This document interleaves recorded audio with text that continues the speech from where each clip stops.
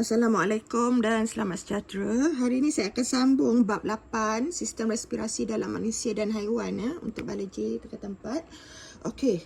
Jadi untuk sambungan itu sebenarnya hari ini saya akan sambung dengan serangga dulu. Kalau kita tengok dekat silibus ni dia ada serangga, ikan, amfibia dan manusia tapi hari ini kita nak fokus pada serangga dulu untuk video yang ini. Okey, tapi sebelum itu, alright. Sebelum ni sebenarnya pelajar ataupun murid-murid telah pun belajar mengenai sistem respirasi dalam manusia. Dan bila dalam manusia dia melibatkan alveolus. Dan kalau awak masih ingat masa awak belajar alveolus dulu, dia ada membincangkan tentang yang bawah ni. Ciri penyesuaian struktur respirasi untuk pertukaran gas yang efisien bagi organisma bersaiz besar. Okey, maksudnya apa? Dia kalau amoeba, organisma unisel, dia tidak memerlukan sistem respirasi yang kompleks. Okey, macam manusia dia kena ada lubang hidung, dia kena ada trachea, dia kena ada bronchus, kena ada bronchiol. Tapi kalau amoeba ni dia cuma berlaku pertukaran gas sebab dia organisma unisel. Maksudnya kalau amoeba, okey, kalau ni amoeba saya ni macam bentuk bear pula dah. Tak apalah. Dia macam bear pula. Okay. So, oksigen meresap masuk, karbon dioksida meresap ke luar sebab dia organisma unisel. Jadi, pertukaran gas dia secara resapan ringkas. Okey, hari ini sebelum saya cerita tentang respirasi dalam serangga, saya nak review balik ciri-ciri yang ada pada alveolus. Apa yang menyebabkan alveolus tu special dan sangat sesuai, sangat efisien untuk pertukaran gas. Okey, kalau awak masih ingat, ini sebagai ulangan saja saya ulang. So, saya pakai textbook saja. Okey, kalau awak ingat, alveolus sebenarnya ada 4 ciri utama. Yang pertama, okey, nisbah jumlah luas permukaan kepada isi padu yang besar untuk pertukaran gas respirasi yang cekap. Maksudnya apa? Alveolus tu dia kecil tapi banyak. Dia bukan ada satu alveolus yang besar tapi single satu saja. Kenapa? Bila saiz dia kecil tapi dia banyak, bila kita kirakan jumlah luas permukaan alveolus itu berbanding isi padunya, dia akan mendapat satu nilai yang besar. Okey, nilai yang besar ini penting supaya pertukaran gas lebih efisien. Okey, jadi struktur yang kecil tetapi lebih banyak adalah lebih baik daripada satu struktur yang besar tetapi satu atau sedikit saja bilangannya, kerana dia akan menambahkan jumlah luas permukaan per isi padu bagi menambahkan efisiensi pertukaran gas pada permukaan tersebut. Okey, yang kedua, kita ingat lagi alveolus mempunyai dinding yang nipis. Jadi bila dinding alveolus tu nipis, pertukaran gas senang berlaku. Yang ketiga, permukaan respirasi sel untuk manusia ataupun alveolus dia lembab. Alveolus sentiasa lembab. Kenapa kena lembab? Awak kena faham bahawa gas, contohnya oksigen, bila dia nak pergi ke salur darah, okey, saya ini abaikan ni tak lain. Okey. So, kalau kita ada alveolus, okey, kita ada salur darah. Okey, gas ni bila dia nak masuk ke dalam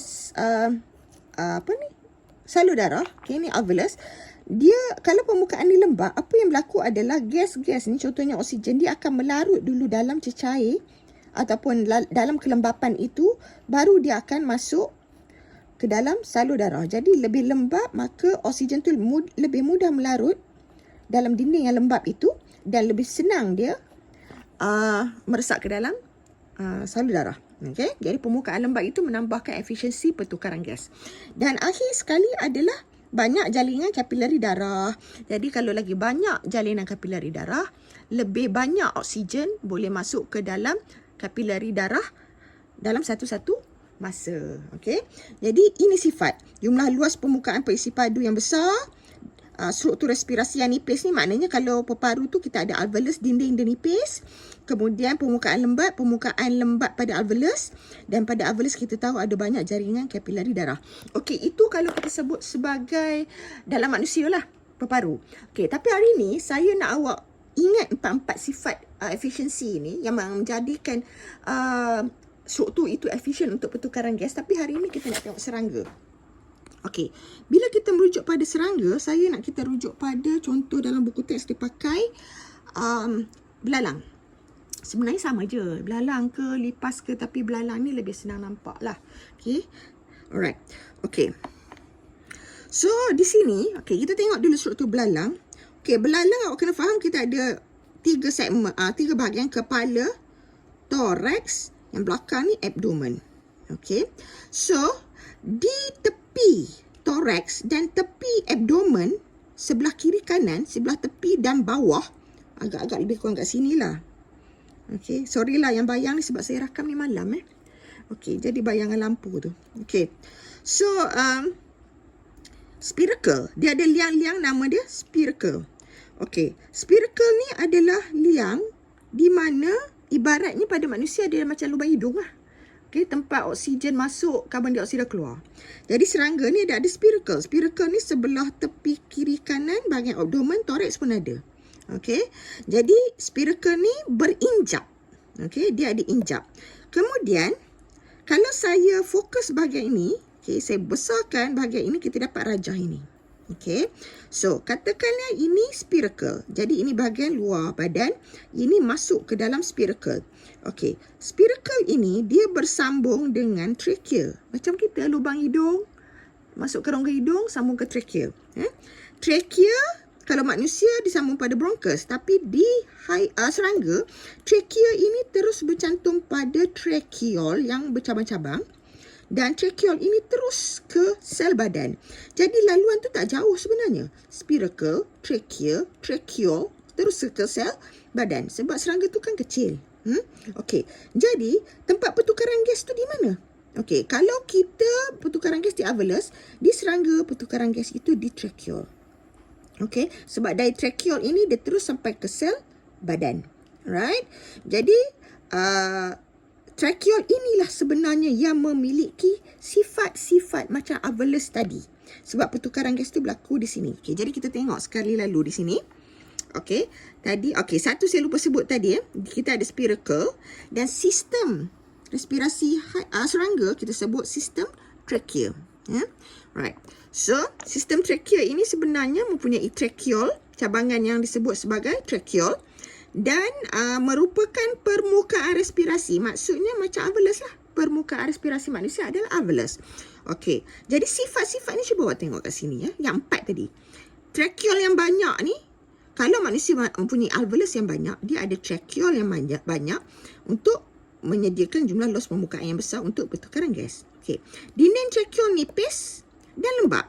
Okey, macam alveolus juga membolehkan gas oksigen meresap ke dalam sel, manakala karbon dioksida meresap keluar daripada sel melalui tracheole. Okey, alright. Jadi nampak sifat dia.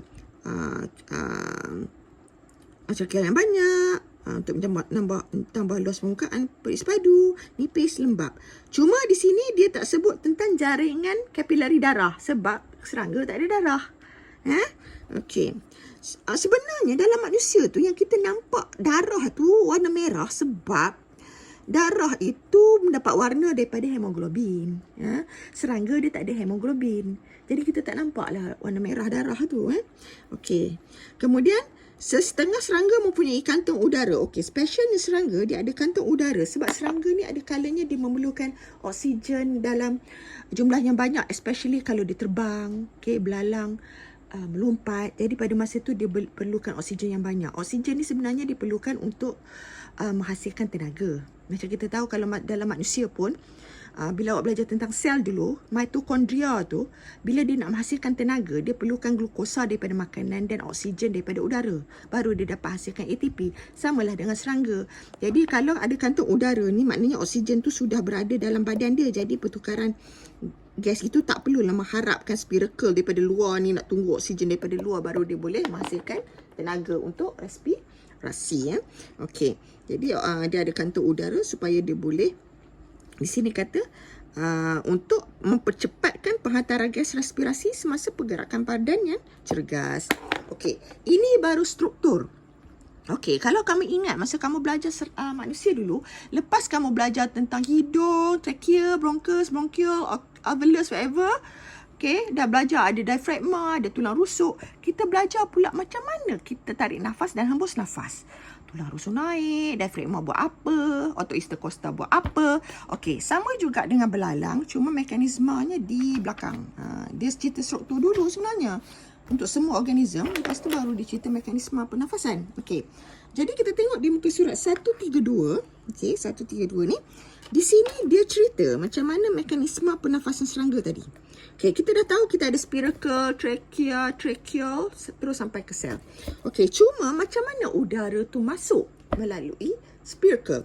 Okey, jadi macam manusia, kalau awak masih ingat, kita punya tulang rusuk ni boleh naik dan turun, dan isi padu peparu boleh naik, isi padu boleh bertambah dan berkurang. Bila isi padu bertambah, tekanan di dalam rongga toraks berkurang, macam itulah kan. Jadi sama juga dengan belalang. Cuma belalang dia melibatkan bahagian badan ni yang kita panggil abdomen. Dan abdomen dia adalah muscle, otot. Bila dia otot, dia boleh mengecut dan mengendur. Bila mengecut maknanya dia jadi lebih kecil lah. Abdomen tu mengecil. Bila mengendur, abdomen tu macam membesar. Okay? Macam belon lah, boleh mengembang, boleh mengecut. Okay. Jadi dalam istilahnya kita kata, okay, masa menarik nafas ni macam mana dia boleh udara boleh masuk. Awak bayangkan abdomen ni satu otot. Dia boleh mengendur. Bila mengendur tu ibaratnya abdomen ni akan menjadi lebih, isi padu abdomen ni akan bertambah. Satu ruang yang isi padunya bertambah, dia akan menyebabkan tekanan di dalam ruang itu berkurang. Okey, jadi bila otot abdomen ini mengendur, isi padu abdomen akan bertambah menyebabkan tekanan udara di dalam abdomen itu ataupun di dalam trachea itu berkurang. Itu yang menyebabkan udara daripada luar akan masuk melalui spiracle sebab di luar ni tekanan udara lebih tinggi. Jadi udara akan masuk ke dalam spiracle, ke trachea, ke tracheal sampai ke sel badan. Maka oksigen dapat sampai ke sel badan. Dan macam mana pula dihembus nafas? Okey, abdomen tadi kan otot. Dia boleh mengecut. Bila otot mengecut, isi padu abdomen berkurang, maksudnya tekanan trachea akan bertambah. Tekanan di dalam rongga abdomen, termasuklah tekanan dalam trachea itu akan meningkat. Bila tekanan di dalam meningkat, maka dia akan menyebabkan udara di dalam trachea itu dipaksa keluar. Keluar ikut mana? Keluar ikut spiracle. Jadi bila abdomen ini mengecut, otot abdomen mengecut, isi padu di dalam trachea berkurang, maka tekanan udara meningkat dan menyebabkan udara di dalam trachea tadi keluar. Okay? Dia daripada sel tadi, dia ke tracheal, ke trachea, keluar ikut spiracle. Maka berlakulah proses hembusan nafas untuk belalang. Jadi benda tu berulang-ulang lah. Okey. Jadi yang keluar itu karbon dioksida lah. Okey, hasil daripada respirasi yang penghasilan tenaga untuk dia melompat dan terbang tadi. Okey, jadi itu saja untuk serangga. Lepas ni saya sambung yang lain pula, ya.